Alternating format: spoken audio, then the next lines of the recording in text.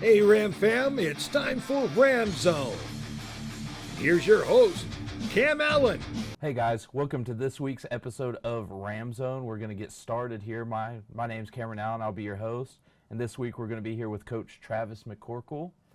So this week it'll be our second time in the last month. We've got Coach McCorkle with us. Excited to have him. But Coach, since I've seen you last, y'all played 7 matches. Y'all have had a draw in 3, and you've had a win in 3 as well. No losses, so that's good. And you had a really big win over Midwestern State. How was that stretch of games for y'all? We tied Midwestern State 2-2. Oh yeah, 2-2. Yeah, yes. we just beat Oklahoma Christian on Saturday. So Saturday was great. The performance was probably the best all-around performance of the year for us. So yeah, it's been a good period of time. I mean, we're only right now just at halfway through the season. So hopefully we continue that performance from Saturday and continue to develop and get better and better, and hopefully make the conference tournament and maybe make a run after that, we hope. And so looking at that Oklahoma Christian win, y'all won 3-0 on them. And I saw a big thing. They had just earlier this year made a draw with Dallas Baptist, who right now is top 10. And I know they're coming up on y'all's schedule. How do you feel about maybe that future matchup based off this weekend? Yeah, well, I mean, there's a little bit of comparison that people will make, in past results and that. And obviously, I think the thing that I took away from it is that, they scored 3 goals against DBU at DBU. Yeah. That's impressive. So we knew that they were a team that had talent and players that could get forward. So for us to get a shutout to win 3-0 was great. But DBU is going to be just like us, where they're trying to get better and better as the season goes. And who knows what they had. I mean, when we played against UCO, I had 2 of my 5 center midfielders that, that were able to play that weekend. A couple weeks ago, we were missing, we just lost one of our forwards to an injury, and then we had another one, that didn't play for a couple games for some other reasons. And so it just depends on when you catch teams and what they're doing. So sometimes the scores can tell you a lot, and you can read into it a little bit. Sometimes you read into it when maybe you shouldn't. So for me, it's good where we're at right now. We just want to see, can we get better? And I think when I talked to the team after the win on Saturday, there were still things that they felt like we could do better. And that's a great mentality to have with a team. When you have that, you might have something special. If they think they've accomplished something, the 10th game into an 18-game season, you might be in trouble. So I feel good where we're at right now. And then I also wanted to ask the draw versus, at the time, number 25 Midwestern State. I don't know if where they're at right now. That was about a week ago. Y'all had a draw at 2-2, and I know it was back and forth. Y'all got a lead, then it went back to a draw. Y'all got a lead, went back to a draw. Fun game, and then the last 30 minutes of it, nothing. What was your thoughts on the game? Well, there were still chances in that final 30 minutes. Yeah. I think that we just didn't capitalize on them. I think we had 2 really good chances with Grace Jordan and Sinai Stewart, and we hit one or both right into the keeper. Yeah. So, good chances are good chances. We're happy to have them, but we need to have quality as well. And so, we could have maybe won that game, and that would have helped us out a lot more than that tie did. Yeah. The fact that it's on the road, the fact that they're a good team, all those things are positives. You can turn anything you want into a positive, and say, well, we only lost 3-0, and this other team got beat by them 6-2. Yeah. But you still lost. And in a coaching world, it matters whether you get the W or the loss, or in this case a tie. And I think that we could have gotten that win, even at Central Oklahoma. It's our only loss of the year so far, and we were up 2-0 in that game, and then ended up losing 3-2. So, again, there were issues that we had back then that we don't have now, but we just got to keep pushing to get better. I think the fact that we've been pretty consistent on our defending in the last 2 games has been really good. Like I said, the first goal against Midwestern that we conceded was not a good goal. It's something that we do regularly in practice, and we just weren't paying attention. And then the second goal was just a bomb from 35 yards out, and I don't know how many players are going to be able to hit that against many teams at all. Yeah. So they hit that one. It was a great goal for them. I'm not taking anything away from it, but I don't think that players can repeat that performance consistently. Not against Amber, our goalkeeper. And things like that happen in good moments for a lot of teams sometimes, and it's a bad moment for the other team. Right. But I also, your quote after the game, you talked about there was a 15-minute stretch. I was going to bring up Abby James. You said she came in and really helped the midfield get control of the ball. What's it like having like players in that midfield be able to control the game without having to score goals or be attacking? Well, when we control the game, what that means generally is that we have possession more than the opposition. Yeah. We can put together longer passing strings. So Yeah. just passing strings are just connected passes without the other team. So we want to get above 10 in every game. You know, we Yeah. want to we want to increase that every single game. And I think prior to that, our passing strings numbers were pretty low. Yeah. We may have hit a high one, but overall the number was not great. And I thought that Abby came in and really started extending those passing strings, and I think helped us get more players into more advanced positions. And so I just liked what she did when she came in, and in that game I thought that she had done really well.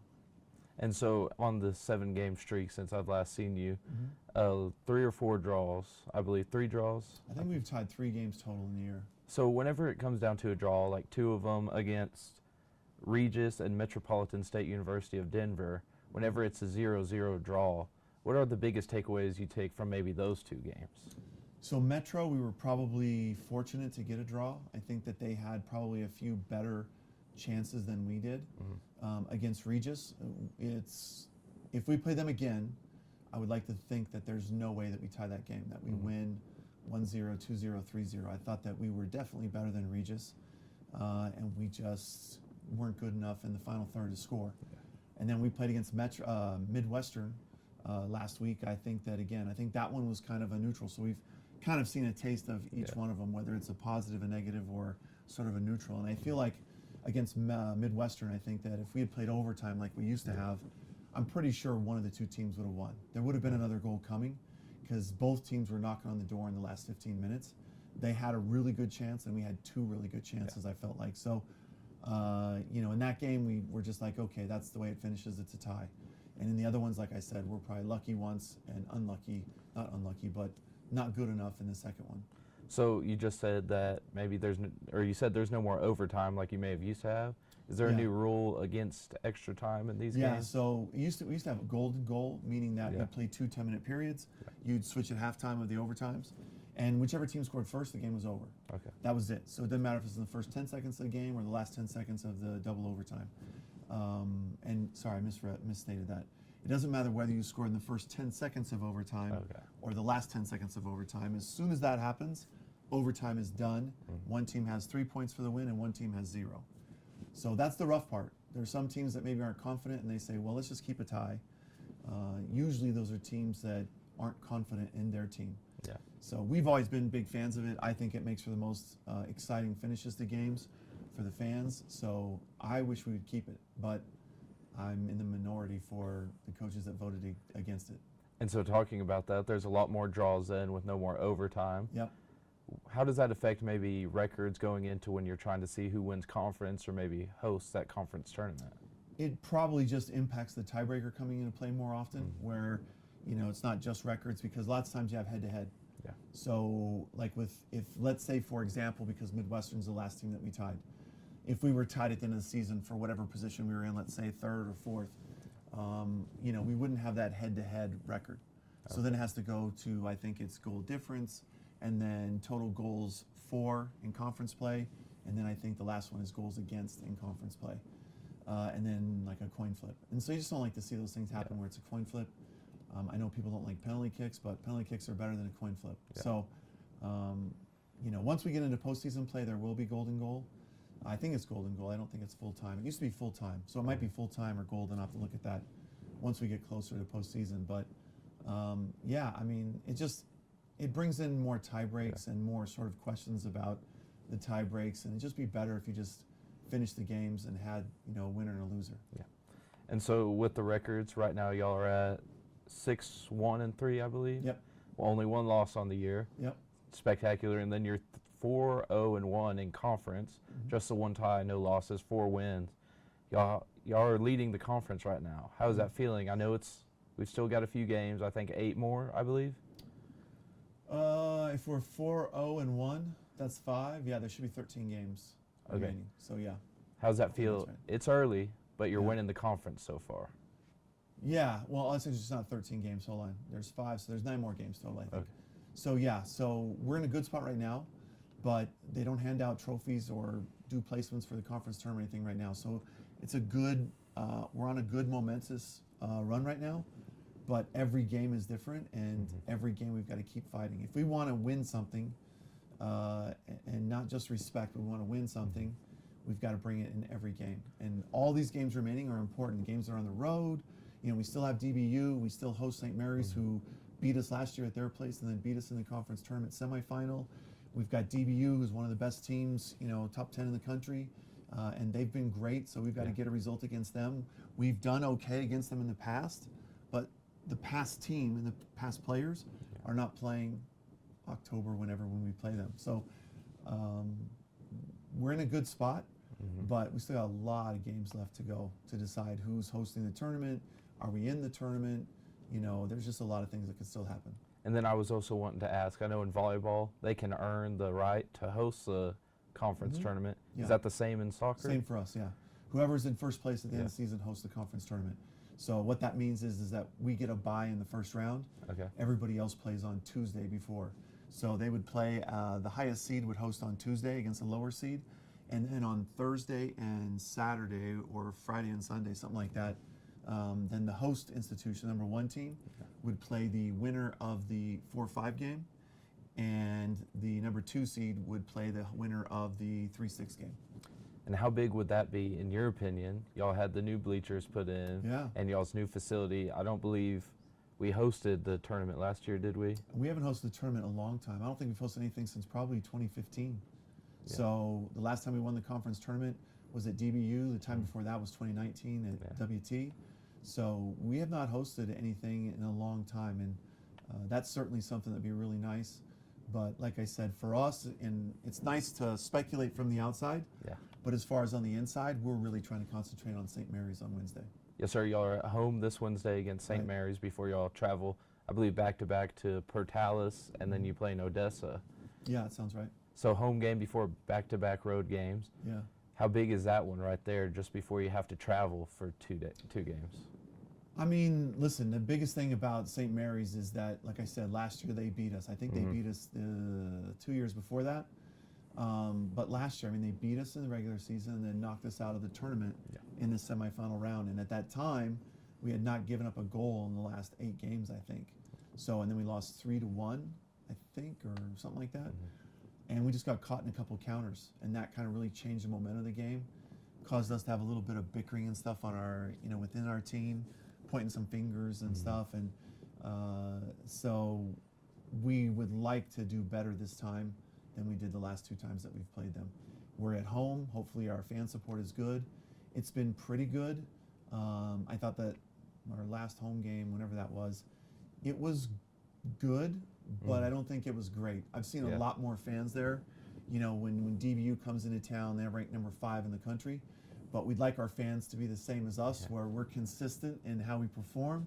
And so I want to challenge the fans to be there for all the games, not just the big games. And so DBU, that's coming up. That's going to be their top 10. Y'all get to host them. Yep. Do you think that's maybe hosting whenever it's a top team like that?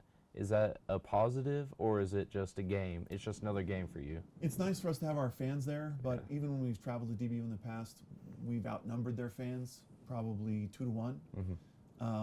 So fan support is not a huge deal on the road, but all the students that are on campus, all of them can walk to our game and come see it. They're not going to drive to DBU or WT or St. Mary's or whatever. So getting them at our games would be nice, would be really easy for them to do. Plus we give out cash prizes. There's all kinds of things that we do. So yeah, I think hopefully they'll all show up and be loud and proud of you know, being the Rams and Rambells and help us earn another win. And I know whenever you're away and you say, Angelo State's great about having fans travel, but those are usually alum or parents or maybe people who aren't in college anymore. But when we're back home, we need the students there. Right. How big is it for the students to just get rowdy and maybe a little loud towards the other team? Yeah, I mean, listen, we're not exactly treated like, you know, the royal family when we're on the road, and people yell certain things out, and, you know, hopefully they're not crossing the line, you know, with stuff. But we want them to be rowdy and supportive of our girls and encouraging our girls. And then also, yeah, I mean, hey, somebody from the other team makes a mistake, it's okay to let them know that, and cheer for us. And it's a lot of extra energy. It's sort of like when we have the ball, we're not tired because we have the ball. And when the fans are cheering for you, you don't want to let them down. And so the louder they are, the more compelling it is for us to perform and get a victory. And crowd noise, has that ever been maybe something that you see as a huge factor whenever you're trying to run an offense? It can be. I mean, I know that there's been games where I've been yelling out to players and they can't hear me because our fans have been so loud. So I know it can happen. I know it has an impact. But it should happen more often at ASU. Yeah.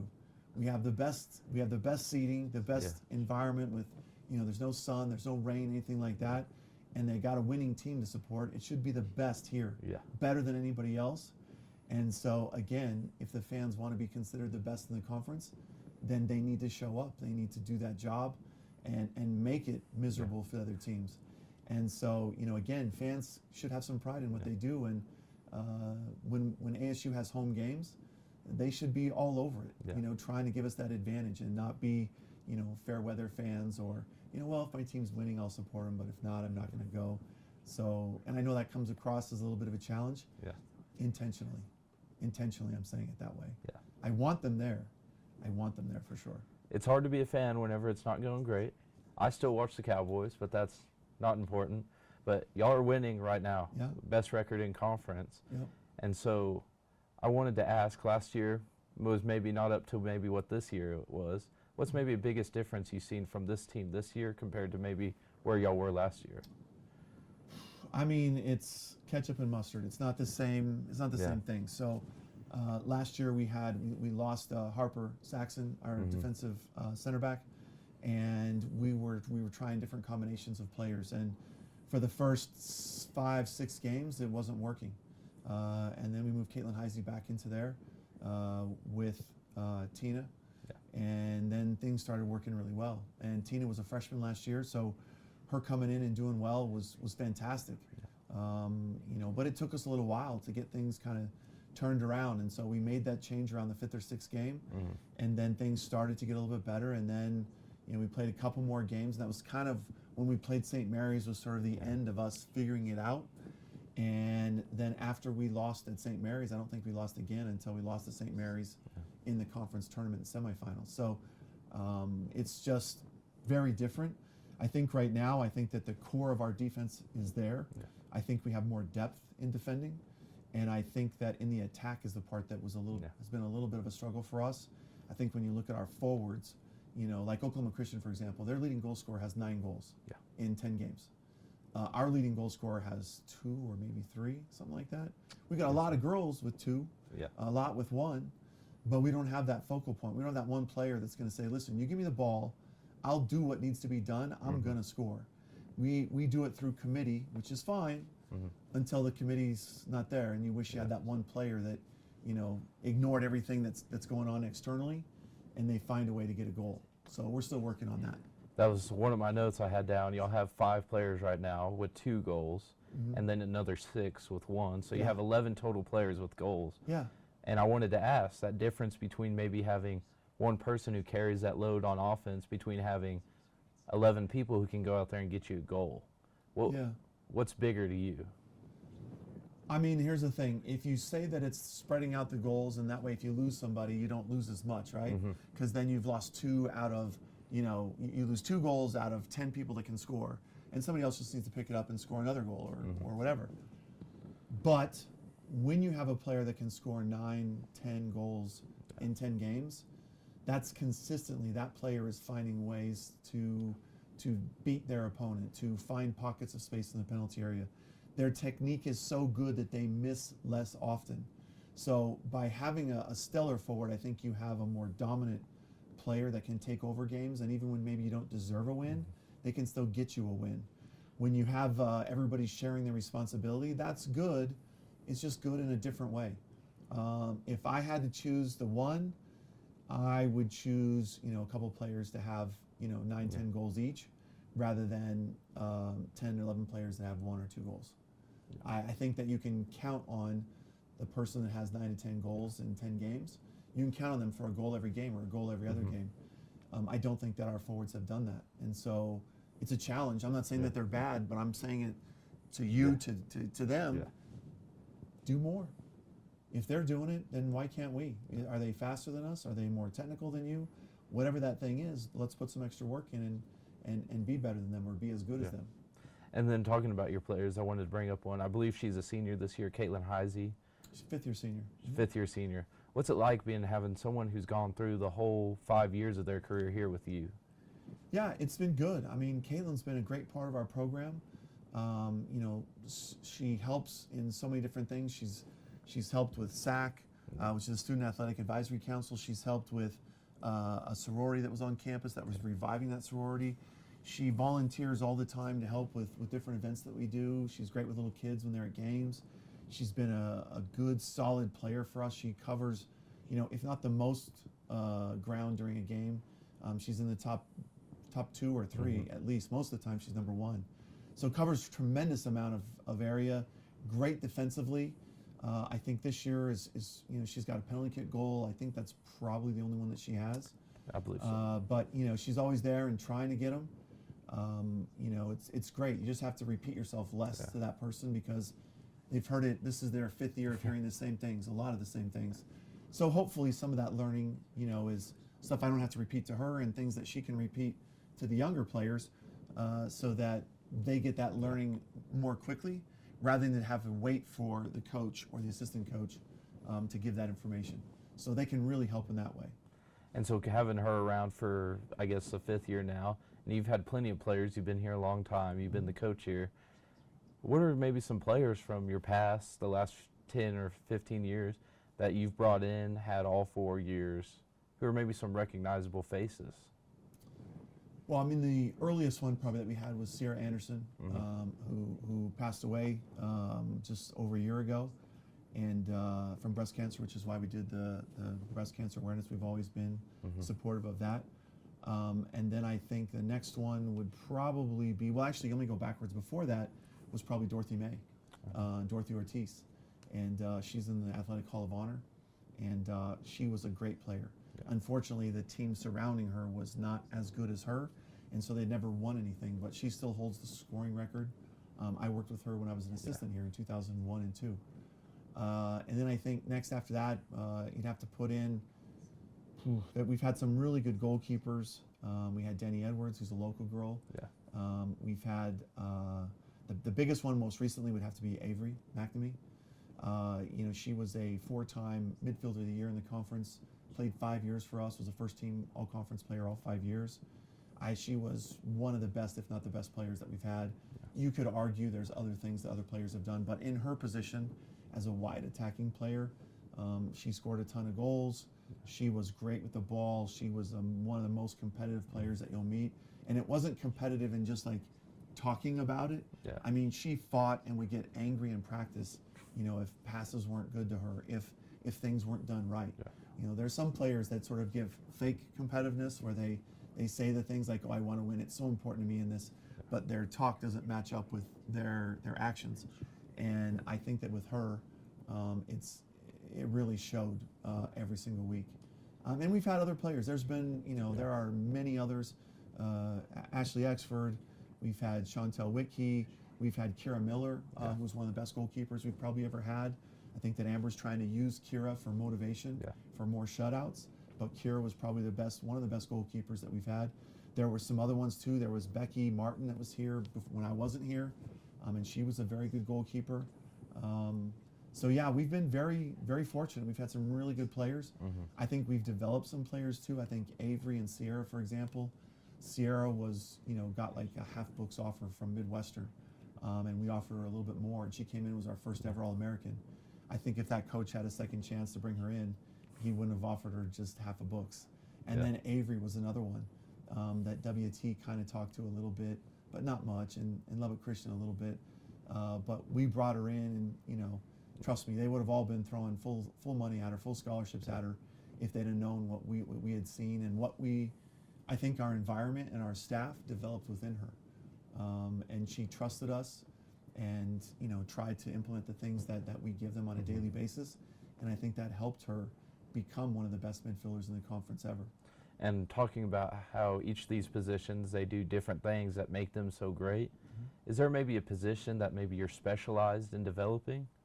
Oh, I mean, I don't think so, because it's kind of different. I mean, listen, if you're coming in with, you're coming in with, I don't know, I'm trying to think of an analogy here. Somebody comes in and they have, a Corvette, and another person has a Honda Accord. Yeah. There's a lot of upside already in that Corvette, what you can do. So it depends. Sometimes we have a bigger impact. Sometimes they come in with all the talent and everything already. Yeah. Sometimes, they have the talent, but they're wasteful with it, or they're egotistical about it, and they think, I'm as good as I need to be. Look at my high school record and what I've done. I'm pretty impressive. And they haven't done anything in college yet. They don't understand that everybody else was kind of a big deal in high school. And so, but the ones that are hungry to listen and learn and speed up their process, they can really have a strong 4 years. Some take a year or two to develop their trust in the team and in the staff, that we're telling you things you need to improve because we want you to be better. It's not that we're trying to pick on you and say you're not good at this or you're not good at that. But it is something that's a challenge. It's especially challenging now. Kids are not used to getting told, you're not the best. You're not the most special princess we've ever had in this, on this campus. And so they don't know how to handle that. So it's become a huge challenge for coaches on the male sports, on the women's sports. It is really a big challenge because they don't know how to handle controversy. They don't know how to handle somebody critiquing their performance. They're a little bit defensive or extremely defensive. And the other part is that they're on their own now. Yeah. And so they can make really good decisions and they can make really bad decisions. And, when they made really bad decisions in high school, sometimes people are like, bless his heart, he's just a young kid, he's just having fun. And then they come here and we're like, no, that's not okay. You can't do that. Yeah. You can't be that kind of teammate. And so it's just a different standard, I think, and that's what it's supposed to be. Yeah. So. And then I know we're getting close to the end here. We've got a few more minutes, and I wanted to bring up maybe something, lighten the mood a bit. Y'all's last road trip, I heard the bus got stuck down outside of Wichita Falls, I believe. 2 trips ago. So we went to Wichita Okay. Falls and we went on a day trip. So we're going to try and go down and come straight back. Yeah. And we get down there and we finish the game. We go over to the showers, and the bus, we turn off the bus, or he does something, the bus turns off. And I'm like, man, it's kind of warm in here. I go, can we turn that back on? He goes, yeah, I'm trying, but I can't figure out what's going on. It won't work. So the belt, the alternator belt that I looked at the diagram on the trunk of the bus, and it goes through like 7 different pulleys. And I'm not a mechanic. I worked in a truck stop for a while. I can change a split rim tire, not kill myself. But anyways, that belt had busted, and there's a tensioner thing in there too. And so we couldn't find anybody for 2 hours to come help us. And finally, I called a friend of mine that is on the board at Midwestern, and his wife is friends with my wife playing tennis, and they were going to go talk to them and hang out. But I have to travel with the team and go back. And anyways, he found a mechanic. They came and got us. So it took about 2 hours to fix the bus. And so my GA and my athletic trainer were home because one of them had brought their car up. So they were home about 5 minutes before we had taken off to go home. So they were home at 11, and we got home around 3. So it didn't help that the bus driver was a little bit tired and whatever. I think his top miles per hour was about 62. It hovered between 45 and 62. And I had to talk with him the last hour and a half because I was nervous about, is he going to fall asleep? Yeah. It's 2 a.m., we didn't get home until 3. So, and then we went to Laredo this last weekend. We're on a bus and everything's fine, but where we stayed is in a place of town that I guess we're not supposed to. And we use a travel company that helps us pick stuff. And we always tell them, listen, we can't stay in any hotels that have exterior doors, and it needs to be nicer places. And anyways, where we stayed was not a nice place. And I don't know if there were a different crowd of people hanging out at the Denny's right next to the La Quinta that we stayed at, but it wasn't great. They're all nice, but it was something I was actually really proud of the girls. Because when we drove up, I saw the hotel and I looked and I said, I have to find another place for us to stay. We cannot stay here. I'm going to get 30 phone calls from parents and the AD and the president and say, this place is awful is my P or G version of that expression of what I thought of it. And but the girls, even though we had to leave one of the rooms because there was bugs and we weren't sure all the locks worked and everything, they made it work. We probably didn't get the best sleep. We still found a way to have the mentality in the last 21 seconds to get a header and win that game and make that 15-hour road trip or 14-hour road trip worth it. And huge deal for us. Well, Coach, a lot of character building right there. Yeah. Great record for the season, building character the rest of the year, and y'all are looking good. Guys, this was our newest episode of Ram Zone with Coach Travis McCorkle. Thanks for coming in, Coach. Thanks for having me. And I hope to see y'all next Monday.